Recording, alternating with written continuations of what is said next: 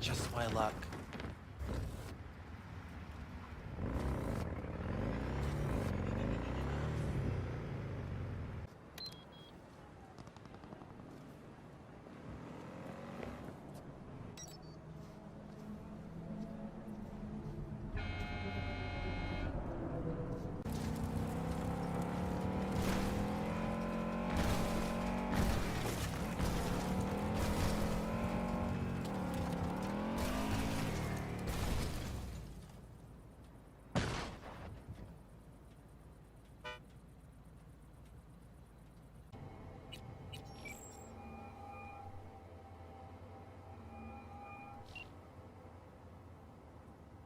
I saw him, Rogue.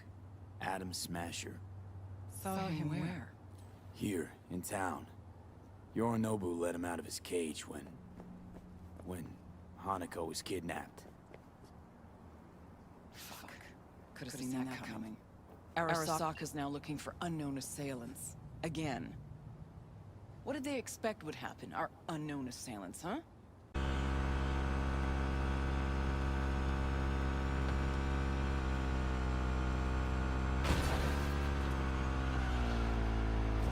Need more info?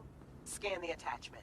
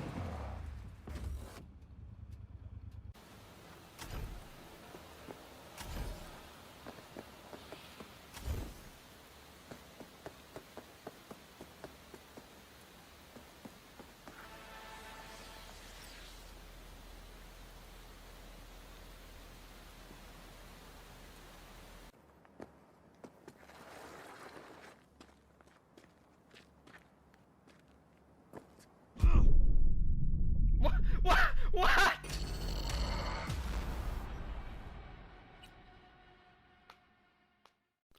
Hello, viewers of the future.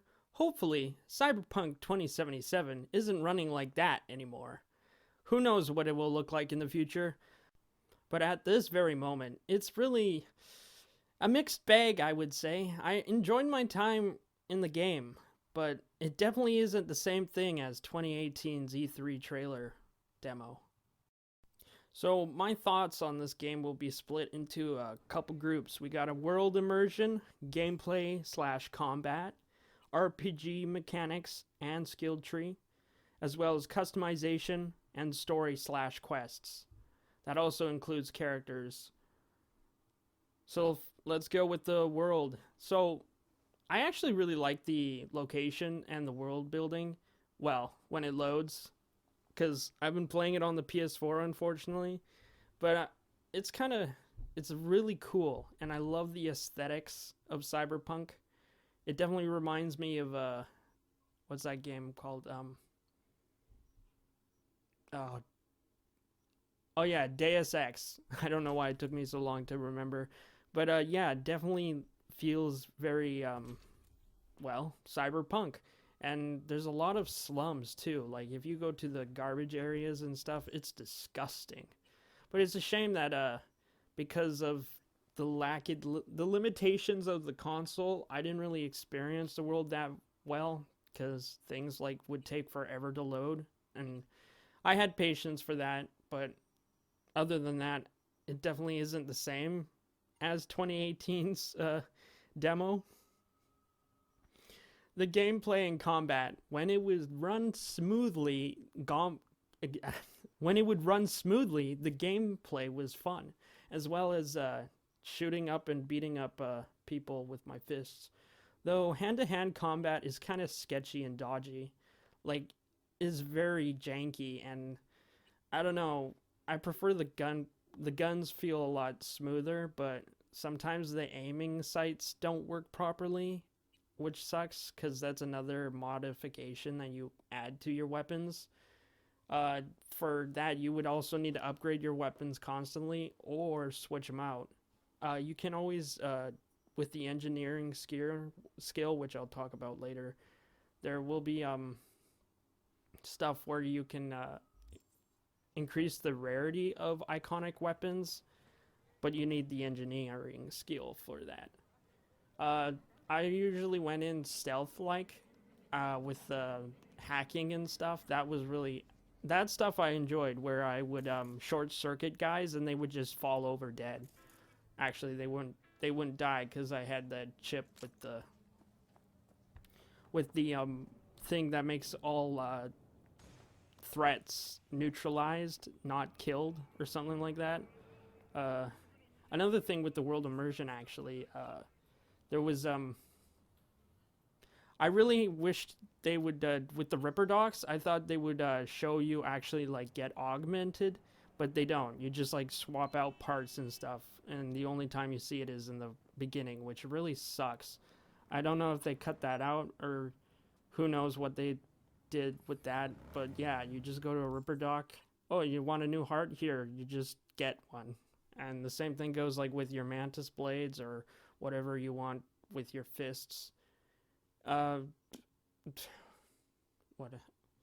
yeah, there was a lot of other weapons and stuff, but I didn't really get to use them much because, well, I refunded my PS4 copy, so I can't play it anymore. Driving was it's kind of sketchy. Like, you do this weird thing where if you turn, you just start swishing back and forth. I guess like a fishtailing. I heard someone called it that. Yeah, cars are a mixed bag. I had better time driving motorcycles, though sometimes if you hit something too hard, you go flying, as seen in my clips before the start of this video. Now, the RPG skill tree mechanics. There's 5 skill trees, though there is a mystery one, a 6th one, that is in between cool and intelligence. I don't know what that is, but it's probably going to be DLC, I would assume so. But yeah, we have body, reflexes, technical ability, intelligence, and cool. So body controls street brawler, annihilation, and athletics. Reflexes, handguns, blades, rifles. Technical ability is quick hacking. Oh no, wait. Technical ability is engineering and crafting. Intelligence is quick hacking, and I forgot the last thing with intelligence. I think it's to do with uploading like a demon or something like that to a network. For cool, it's stealth, and then cold-blooded. Cold-blooded just gives you like they give you when you kill someone, you get like bonus buffs. So it's like a kill skill from Borderlands. I mostly put into body for brawling because there's the fighting quest, and I wanted just to end that quest quickly as possible. I also went through cool for stealth, and as well as intelligence, so I could hack things quicker and do more damage with quick hacks. Quick hacks were pretty OP if you get lots of intelligence, because then you get short circuit and just kills things instantly, especially robotic enemies. Uh, there are a lot of perks in the game that are actually kind of useless, unfortunately. Uh, there was one that wasn't working. It was in the stealth skill, where as after a takedown, you grab the body instead of just having to grab the body after a takedown. I kind of wish I didn't put that skill in that. Uh, Crafting is the most useful skill because basically you're going to be you're either selling your weapons or you're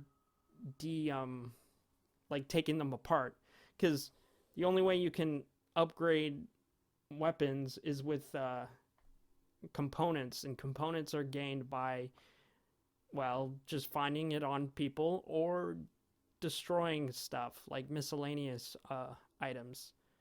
A good perk is the one which as soon as you pick up a miscellaneous item, it automatically turns into crafting components. But yeah, like body is important because that increases your maximum health, because you can die pretty dang easily in this game. I died quite a few times in my playthrough. But yeah, I haven't tried out stuff with the reflexes. I know there's a cybernetic enhancement where you can slow down time. I did have the lowest variety of that, where if I get detected, it slows down time. And also, like, when I aim down sights and slide or something, it slows down time. But that was, like, the only thing I did was slowing down time. But yeah, you need, like, a higher reflex point for it to actually... for you to actually get the cybernetic enhancement that actually you can control time. Well, not control time, but you can... it's like Berserk, but it's like the Berserk enhancement where you can enable Berserk mode. Instead, it's you slow down time, so bullet time kind of thing. When you depending on the number your thing is in, like, the tree, you can only level up crafting to 6 if you only have technical ability at 6. So if you increase technical ability to, like, I don't know, 15, you can only increase your crafting skill to 15. So you can't actually get every skill in the game because there's a level cap at 15. I mean, not 15, 50. Don't take that out of context, people. So yeah, basically, you can only level up 2 key skills to 20. I heard that you can only do that, apparently. But yeah, I definitely enjoyed stealth a lot more because, like I said, it's like Deus Ex, and it was satisfying taking everyone down without nobody noticing and stuff, and controlling cameras. I also controlled turrets too. That was fun.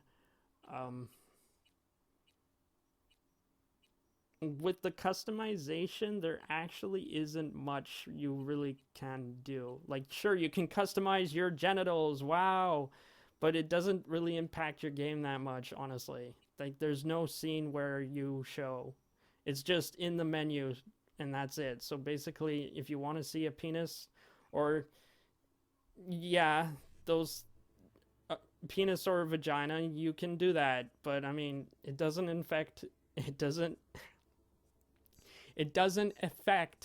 your gameplay, like the story, or at all, literally. The only thing that would really affect is either depending on what voice you pick, male or female, or masculine or feminine voice. Though there are lots and lots of like clothing and stuff, I stuck with one jacket though because I really liked it. It was yellow and blue, and it was kind of like a biker jacket, and it just fit well with my character. I didn't really do any head armor because it just, I don't know, I was, role-playing as my character, right? V. My character V was charismatic and all around like a goody two-shoes kind of thing. But yeah, with headgear, it looks pretty awkward sometimes. there are some pretty funny outfits you can come up with though. So that's about it for customization. Unfortunately, you do get unfortunately, you can't paint cars the color you want, but you can get lots of cars. That's what I mean by what I was going to say. Basically, all you can do for customization is just, well, customize V. Oh, and you can't really change your hair or facial structure. You can only do that in the beginning. Alright, so now we get to the meat and potatoes. Story, quests, the game, plot. Keanu Reeves is in this game. Is he in the game? Yes, he's in the game, and he is Johnny Silverhand. So this part of the video is going to be kind of spoilerish. I'm just going to say it out of the bat. I got the bad ending, so I don't know how the other endings are like. So it definitely left a sour taste in my mouth, but that's just the bad ending. It was a good ending actually. When I say good ending, I mean like I enjoyed the ending. Like I could understand why it was a bad ending. I went with the corporations because I thought they could help. I took the deal with the devil. That's another thing I actually really liked in Cyberpunk was the tarot cards and how you could go to Jackie's girlfriend and get a tarot reading. That was cool. Oh yeah, Jackie dies just like he dies in the trailer, which I kind of wish I never watched that trailer, because then I wouldn't have expected Jackie to die. Which is unfortunate, because I really liked him. But like, it's like, I know you're gonna die. You're dying now, aren't you? It kind of sucks. But yeah, Johnny Silverhand is a pretty cool character. He is definitely in the game most of the time. He's like a chip AI that you get injected with, and then you're slowly dying and stuff. So basically, you're not on a death door. You're not on death's door, but you are on death's door. So like, you can do whatever you want. But I rushed the story because I thought there was time. But yeah, make sure to do all the gigs and jobs first before doing main story stuff. Because I didn't.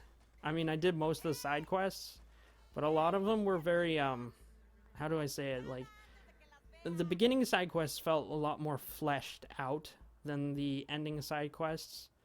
Also, there isn't very many characters that you romance. I know that isn't everyone's biggest complaint, but like, I thought there was more. But yeah, I'm not saying I don't enjoy the characters that are there to romance, but I thought there was going to be more. But I guess, you know, things got cut out and it was rushed out the door, unfortunately. I really did enjoy River's quest, the detective, and like that stuff with capturing a murderer. Or that was really freaky how that was. Also, Julie's cool, and so is Pan Am, and Carrie too. That was really cool with, I really enjoyed Carrie's quest with the Us Cracks. That was pretty cool. But yeah, like, once you do a side quest, sometimes you can actually even call the person back. They'll call you when they want to call you. If they even want to call you, that is. Also, a really cool quest is Brendan, the dispenser. He's pretty cool. Though, unfortunately, he gets memory wiped. It's truly sad to see him go. Yeah, exploring Johnny Silverhand's like character and his life was really cool. Basically, he's merging with V and becoming, well, more like V is becoming Johnny Silverhand. I thought that was pretty cool. It's like having two people in a body. It's like, I don't know how to say it, but like, I guess almost like being possessed. you could say. That was pretty cool. It was a pretty cool idea, not gonna lie. Pretty cool, yeah, it was pretty cool. But the story was really good, but like it's held back by so much of the like gameplay, and well, it just seems like there's a lot missing from the game. I don't know. It's kind of sad because the 2018 E3 demo was the thing that got me into the game. I didn't really care about the hype before then, like the teaser in 2013. I was like, I saw it and I'm like, okay. But yeah. Oh, I really like Takemura, and it's a shame that I couldn't like bring him to the good side, I guess, or so that's why I went Corp, because Takemura seemed like a reasonable person to talk with and stuff. But like as soon as I found out that Saburo, the guy who dies in the heist, has an AI, and then he takes, oh man, it was just when he sees himself, or not sees himself, when I see him as an AI, it's like, ooh, I did the bad choice, didn't I? Also, I poorly chose to send Jackie's body to Vic, and basically you don't get to see the funeral quest, which is shocking. But you get to see like replica of Jackie's memory, even though he's dead, and it's just basically it feels like an AI. Like it's just repeating what Jackie would say back at you in Jackie's voice. Like it's not Jackie. You can tell it doesn't have intelligence. But yeah, at the end, basically you get the chip removed, but you're in like a hospital in space. Yeah, you heard that, space hospital. And you're basically in like a recovering from removing the chip. And then it seems like you're going insane because you do like these things over and over again. And that part where he breaks the Rubik's Cube freaked me out, man. Like then you see the moon card and then Johnny Silverhand's there. Oof, spooky. I thought I was gonna jump out. Yeah, so you reject Johnny Silverhand kinda. And he actually gets pretty upset. Though we had really cool chats and stuff. But yeah, then once you figure out you have the chip removed, Takemura, if you save him, comes to you and says, you only have a month left to live. And then you're like, but I went with the corporal. The guys are the best minds. They should be able to extend my life, right? And they're like, okay, well then we'll just fry your brain and copy your personality into, well, this thing. I forget what it's called. There's so many unanswered questions I have, like, about the, because it has to do with Johnny Silverhand's ex-girlfriend and stuff. But yeah, I definitely recommend playing the game when it's on sale. You'll definitely get a better deal of it when it's on sale. Because, yeah, I paid $80 and, well, I'm getting my $80 back. Hopefully, Sony. Yeah, in all, I mean, despite the flaws and me playing it on the PS4, I enjoyed the game. Like, I had fun. But, like, I feel like there were things missing in the game because it's pretty short. In my opinion, the story is. Like, once I was done the story missions and I was like, oh, that's it? Oh. And, like, you can choose either becoming Johnny Silverhand. You can go with the Aldecados, which is Pan Am. Oh, yeah, Pan Am is actually a pretty good character. I like her. She's sweet. But yeah, like, I also enjoyed that quest, like, with Judy, and I feel sorry for her, because, like, she gets really tossed around by the city, Night City. Night City sucks. In the end, that's all you can really tell with this game. Night City sucks. That's it. Play the game. Or don't. It's your call. But, like and subscribe, and have a fantabulous night.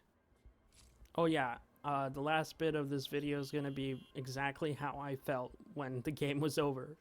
It's the ending for going with the Corpro guys, so my character's face is exactly how I felt. I was like, oh, game's over, no.